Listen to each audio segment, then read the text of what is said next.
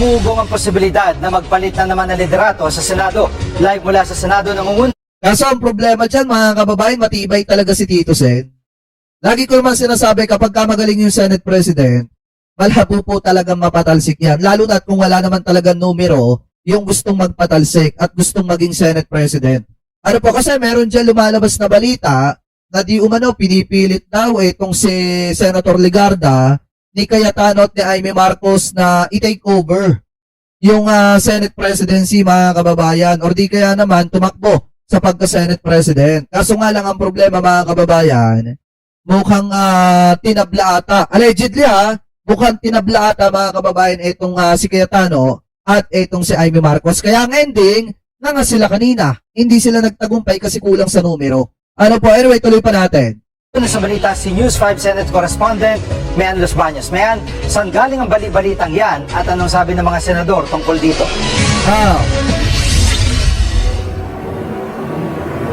Jiggy, nitong weekend lang umugong ang bali-balita ng posibilidad ng pagpapalit ng liderato muli dito sa Senado. Kaya nakausap ko kanina si Senate President Tito Soto at tinanong ko siya tungkol dyan. At anya, wala naman daw kumakausap sa kanyang mga senador o kahit sino bang senador na nagsasabing gusto siyang patalsikin o papain sa pwesto. Gayunman, aminado ang leader ng Senado na si Senate President Soto na posibleng may ilang mga senador na hindi gusto o may hindi masaya sa kanyang liderato. At ano ba ang pwedeng dahilan? Siyempre, yung ilang mga senador na yan yung hindi makapurma. Unang-una na yung leader ng minority.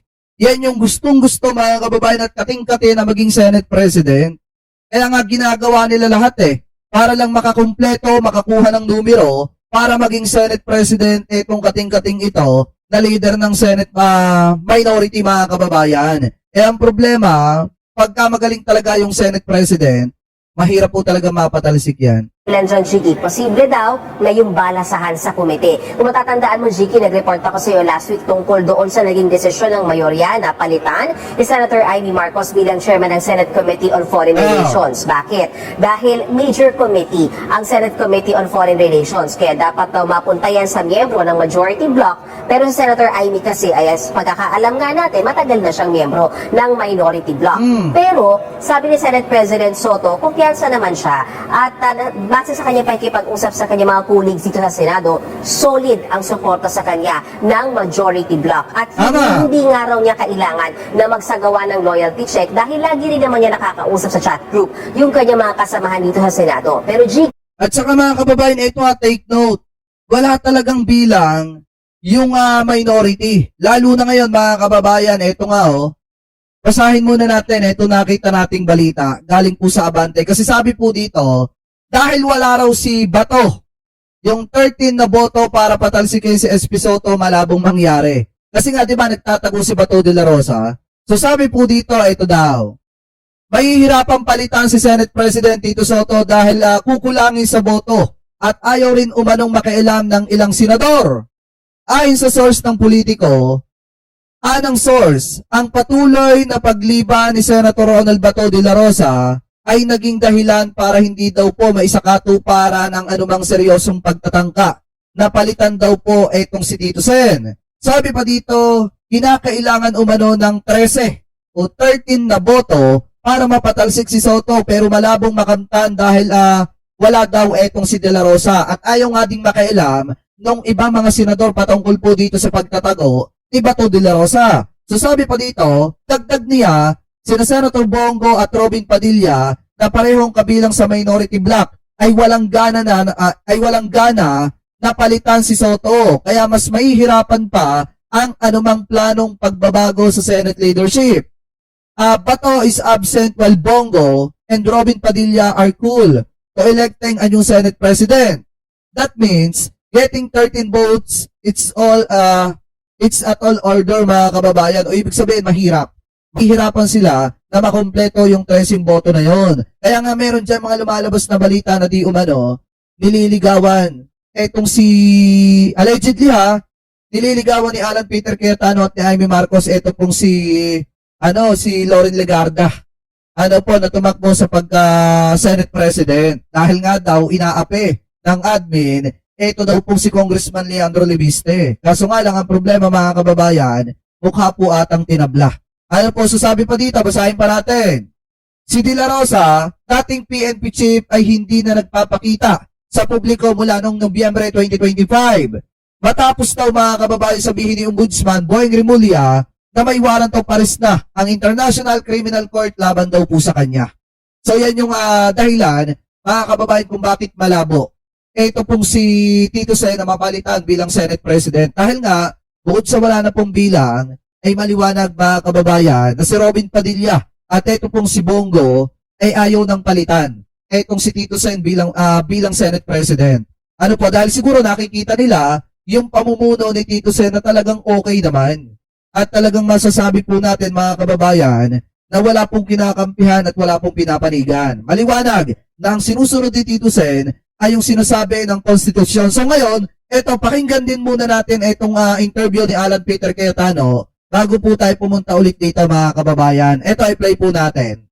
It's rumors until it's there, di ba? There are always... Kasi sabi dito, kudita sa Senado, wala daw pong numero. Ayon kay Senate Minority Leader Alan Peter Cayetano, wala pang sapat na boto para patalsikin si Senate President Vicente Tito Soto III sa pwesto. Ito ay sa kabila ng usap-usapang muling magpapalit ng liderato ang Senado mga kababayan. So ito i-play po natin. There's always discussions. There are people with happy of our direction, may people na hindi happy sa direction. Ako personally, I think everyone's campaigning instead of governing. So it's really, do you get 13 people of like minds? But as of today, wala pa yung 13 na yan or yung 13 hindi present. Still satisfied with Ms. Soto as the leaders. No, we're in the minority. So of course, we want to be in the majority. Okay. Diba? That was never a diba? secret. Diba? Sila, they were in the minority. They got it to majority. But when they got there, everyone was happy giving them a try. They have their victories, they have their faults.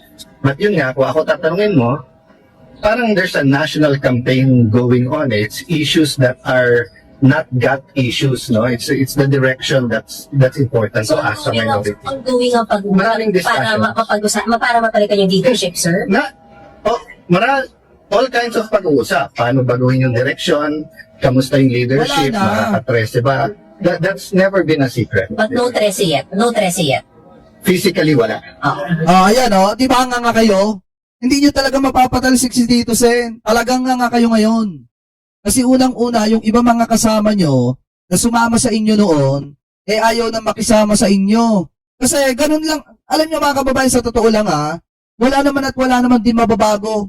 Lulubog lang sa lusak ulit ng Senado once napalitan nila itong si Tito Sen. Kasi ngayon maganda ang tinatakbo ng direksyon ng Senado Talagang ang sinusunod ni Tito Sen mga kababayan, yung sinasabi po ng konstitusyon ng saligang batas. Sino ipapalit nyo dyan? Si Cayetano.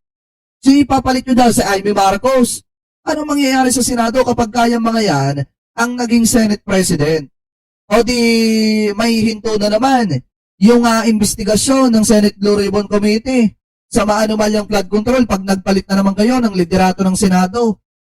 Diba? Sino ilalagay nyo dyan? Si Marcoleta na naman.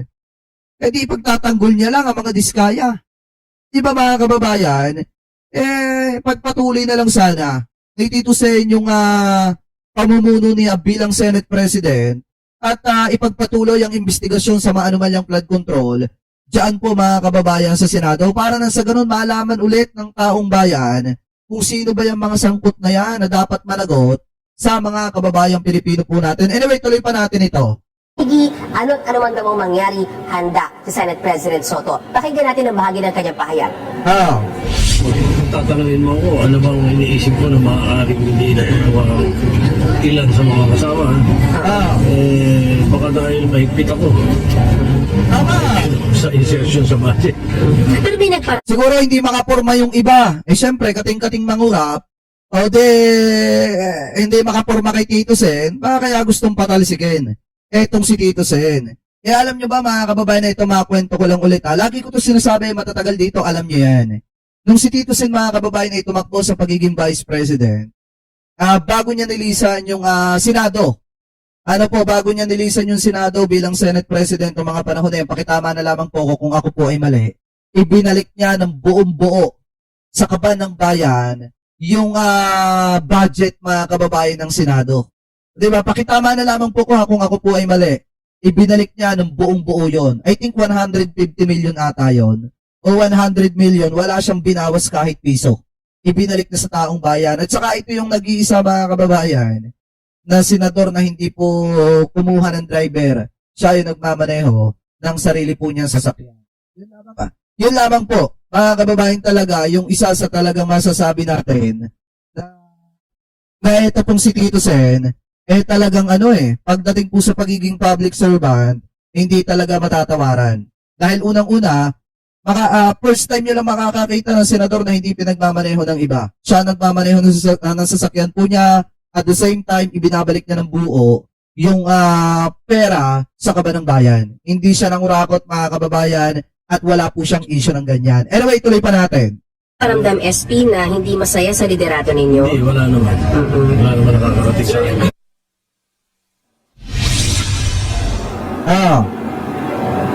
Jiggy, nito lamang weekend, may mga lumabas din na post sa social media, paramdam o tanong na posibleng araw ba na magkaroon na sa kauna-unahang pagkakataon ng unang babaeng Senate President o leader ng Senado. ba? So, nagsasabing gusto siyang patalsik. Nasaan yun? Ay, kasi, pagkakaalam nga natin, matagal na siyang miyembro ng minority bloc. Pero, sabi ni Sen, sa kauna-unahang pagkakataon ng unang babaeng Senate President o leader ng Senado. So, natanong ko rin Senate President Tito Soto kaugnay niyan. Sabi niya, marami siyang nababasa sa social media at ang ilan daw dyan, fake news.